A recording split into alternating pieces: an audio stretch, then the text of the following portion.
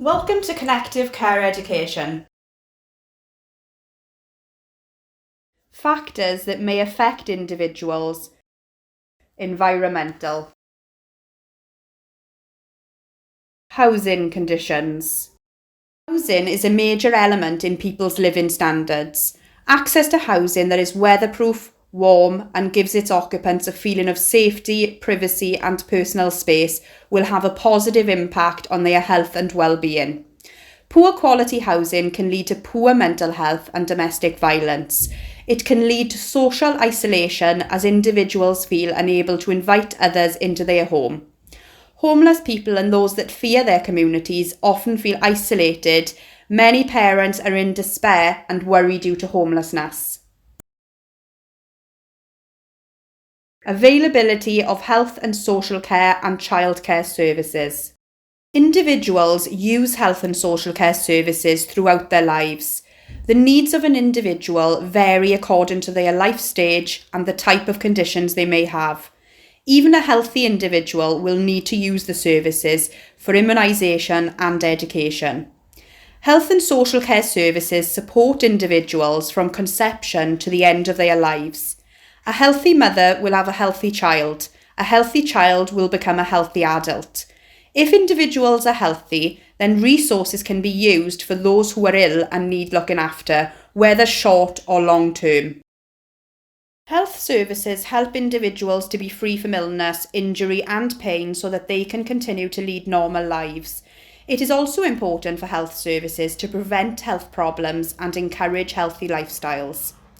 Social care services aim to improve an individual's quality of life and help them reach their potential. They do this by helping with daily living, listening, encouraging social interaction and providing stimulating activities. Effective health and social can improve health and well-being by promoting healthy living through diet and exercise advice and access to counselling services, providing protection to those at risk, for example, providing flu jabs for the elderly, identifying and treating individuals with no symptoms before a clinical illness develops through screening programs, identifying those at risk of harm and working with families to address issues, providing effective support to vulnerable elderly people, ensuring that they receive the medical and social support they need, providing effective support to individuals with physical, mental and learning disabilities, identifying and supporting individuals with mental health, alcohol or drug problems. Barriers to accessing services. Physical barriers. These are objects that prevent an individual from getting where they must go. For example, a wheelchair user is unable to enter a building because the doorway is too narrow or there are steps so they can't get to the entrance. Psychological barriers.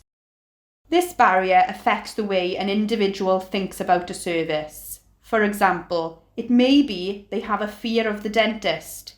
If an individual feels unwell, but they are worried about finding out what is wrong, they may not seek help from their general practitioner. Financial barriers. If the health, social care or childcare service the individual is trying to access is some distance away, they may not be able to afford the transport costs to get there. Geographical barriers. Some individuals live near health, social care and childcare services, and others may live some distance away. Individuals who do not live near the services may find that the buses in the area do not run at convenient times, making it difficult to get to an appointment. A patient may need to have specialist treatment, which is many miles away, and finds it difficult to get there. Due to mobility issues, some individuals may find that they cannot walk short distances to access certain health, social care and childcare services. Cultural and language barriers. If the information, like signs, leaflets or posters about health and social care or childcare services is in English only, then those with a different first language will not be able to find out about the service. If the information uses specialist language, the individual may not understand it. They may become anxious or worried about the service. Resource barriers. Sometimes the health, social care and childcare services an individual needs to access may not be available due to staff shortages or a lack of money for the service. If there is a large demand for a service, individuals may have to wait until there is sufficient money to pay for all those that need said service. Air pollution. Air quality significantly affects the lives of individuals. Individuals living in a pollution-free environment enjoys a better quality of life. Air pollution causes around 7 million deaths a year worldwide. Population growth in cities, coupled with a rise in car usage, results in an increase of the emissions that are harmful to our health. Our health and well-being is affected differently by the kind of air pollution we are exposed to.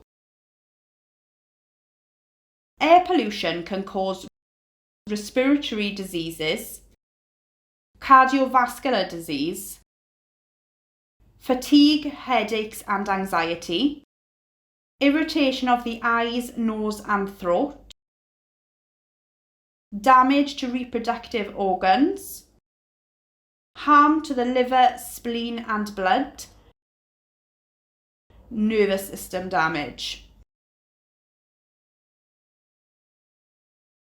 Individuals who live in towns and cities are more likely to suffer the effects of air pollution. Individuals who are already ill are particularly vulnerable, as are children and the elderly. Differences between the medical and social models of disability. Medical model. This model believes that disability is a problem that needs to be fixed, even if the individual isn't suffering pain or discomfort. This model only looks at what is wrong with the individual rather than what the individual needs to be able to live a full and rewarding life. Where the medical model is used, the individual is expected to adapt or is excluded. Some examples. An individual in a wheelchair would be excluded from any building or social space that didn't have ramps, as the wheelchair would be seen as the barrier rather than the lack of adequate access for wheelchairs. An individual with diabetes would need to fit in with the group in a healthcare setting during snack times or eat separately if they needed their snack at a particular time. An individual with epilepsy would be unable to go on the rock climbing trip as the risks would be considered to be too great. Social model. This model believes that the problem is with society and the way it treats individuals with a disability.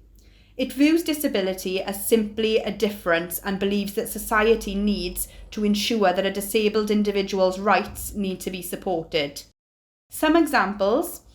If a building has problems with access for wheelchair users, then this barrier should be removed by installing ramps so that everybody has equal access to the facilities offered.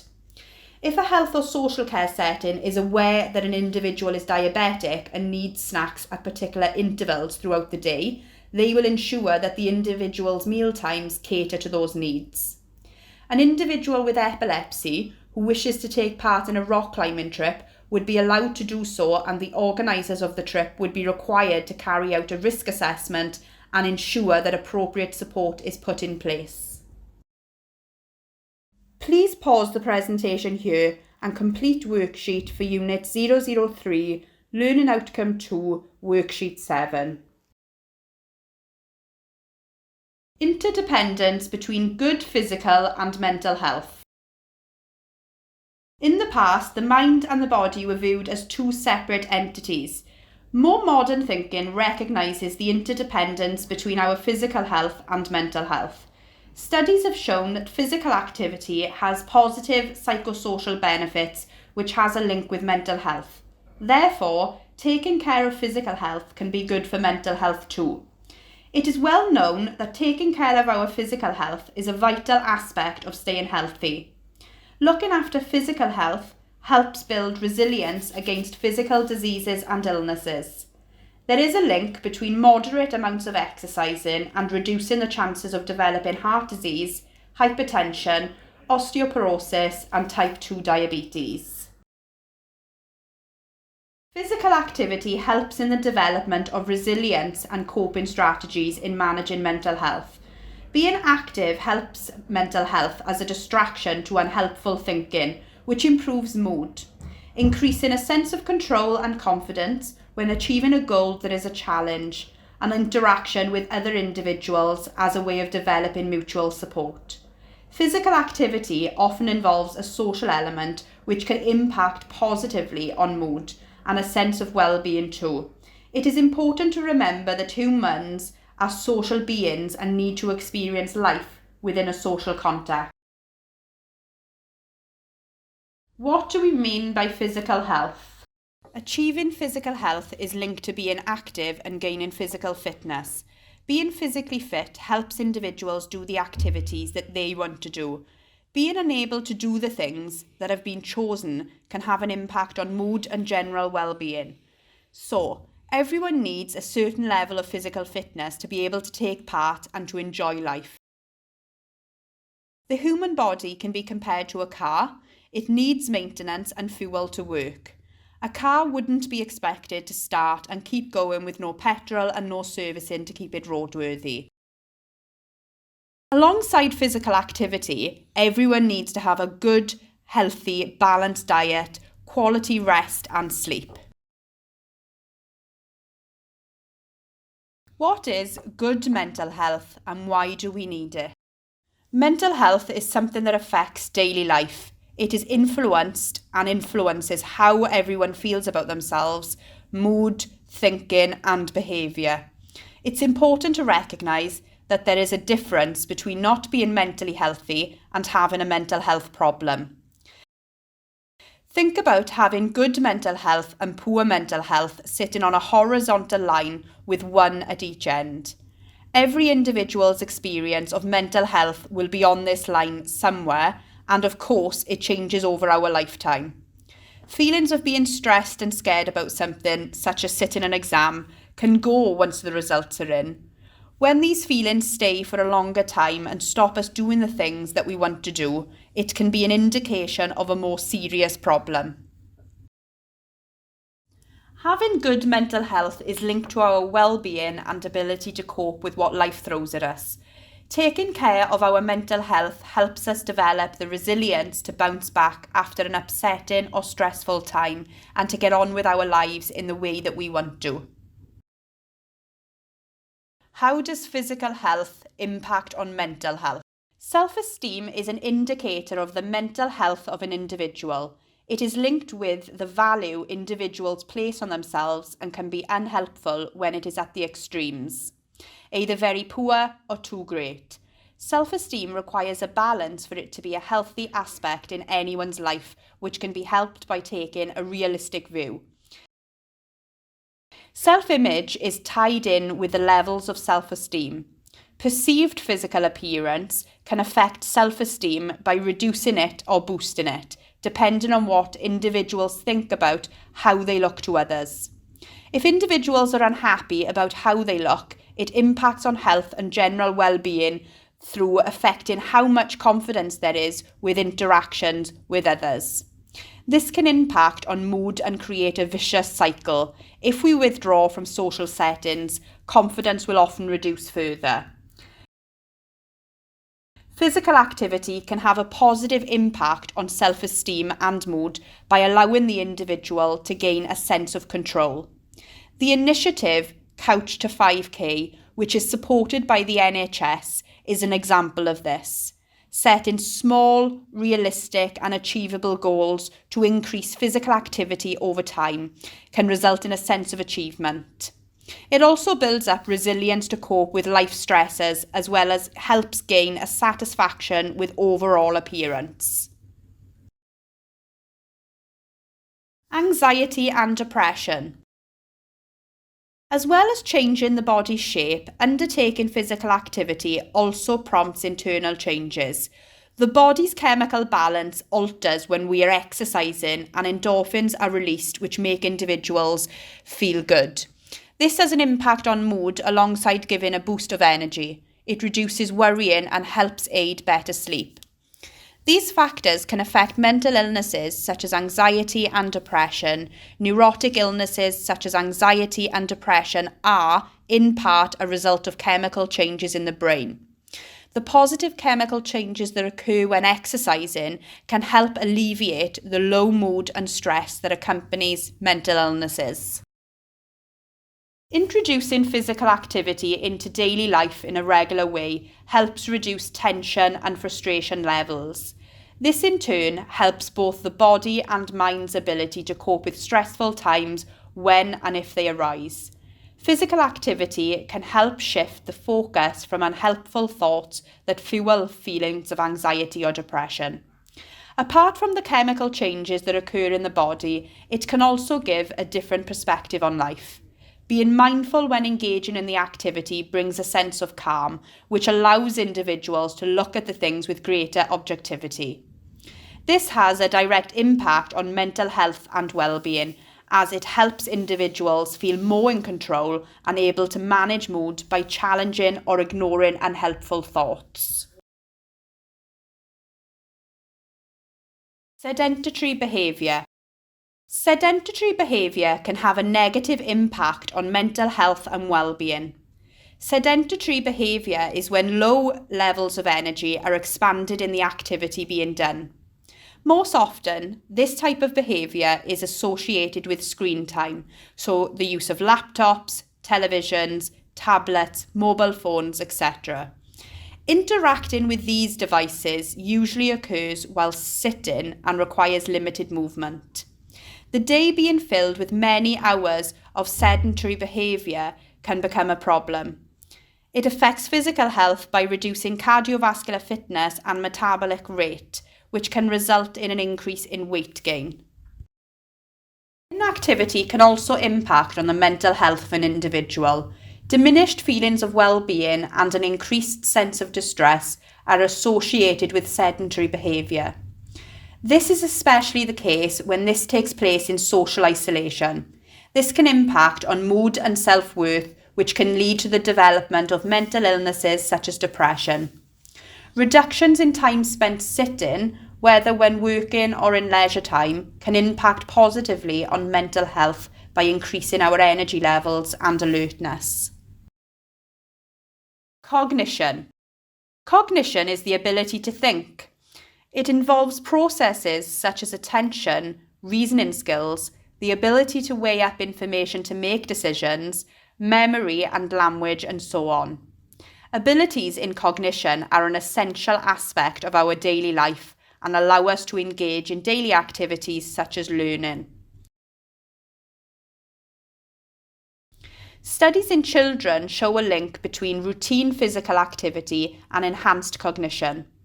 Physiological changes occur within the body when exercising, which can impact positively on the cognition of students.